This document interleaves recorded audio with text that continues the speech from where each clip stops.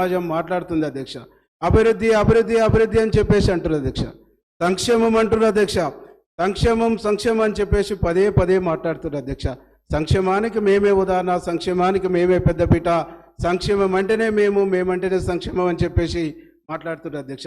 అధ్యక్ష, నిజంగా మీ సంక్షేమాన్ని ప్రజలు విశ్వసిస్తే, మీ సంక్షేమాన్ని ప్రజలు నమ్మితే, మీరు చేస్తున్నటువంటి సంక్షేమాన్ని ప్రజలు 100% గుర్తిస్తే ఎందుకు ఖమ్మంలో 1 సీటుకు పరిమితమయ్యారు, ఎందుకు నల్గొండలో 1 సీటుకు పరిమితమయ్యారు, ఎందుకు వరంగల్లో 1 సీటుకు 2 సీట్లకు పరిమితమయ్యారు, ఎందుకు మహబూబ్నగర్లో 1-2 సీట్లకు పరిమితమయ్యారు, ఎందుకు మిమ్మల్ని ప్రజలు విశ్వసించలేదు?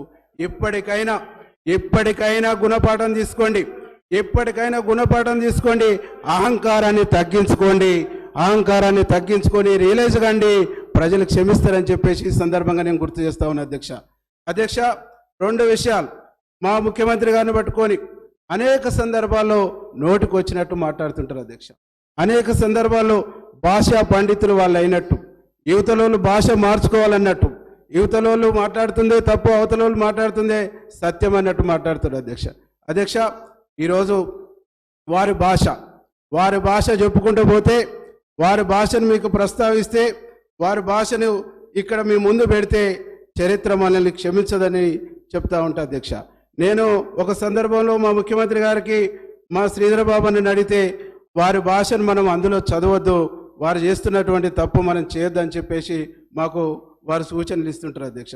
నిజంగా ముఖ్యమంత్రిని పట్టుకొని ఒక మాజీ శాసనసభ్యుడు, ఒక మాజీ ఎంపీ చెప్పు చూపిస్తూ మాట్లాడటం అంటే ఎంత దుర్మార్గం అధ్యక్ష, ఎంత దుర్మార్గం అధ్యక్ష. ఆనాడు ఉద్యమ నాయకుడిగా మా ముఖ్యమంత్రి రేవంత్ రెడ్డి గారు ప్రగతి భవన్ బద్దలు కొడతాం, ఆ ప్రగతి భవన్ ప్రజా సంక్షేమ భవన్గా మారుస్తామంటేనే అదేదో తప్పైనట్టు, అదేదో నేరమైనట్టు, దమ్ముందా ఇదా అదా అని చెప్పేసి మాట్లాడారు అధ్యక్ష.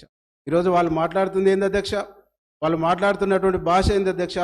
అందుకనే మీ ద్వారా ఇక్కడ ఈ సభ ద్వారా మీ దృష్టికి తీసుకొస్తున్న అధ్యక్ష, ఈ భాష మీద మాట్లాడుతున్నటువంటి మాటల మీద ఏదన్నా ఒక రెవల్యూషనరీ తీసుకొచ్చి ఏదన్నా ఒక చట్టం చేయాలని చెప్పేసి కూడా మీకు ఈ సందర్భంగా గుర్తు చేస్తా ఉన్నా అధ్యక్ష.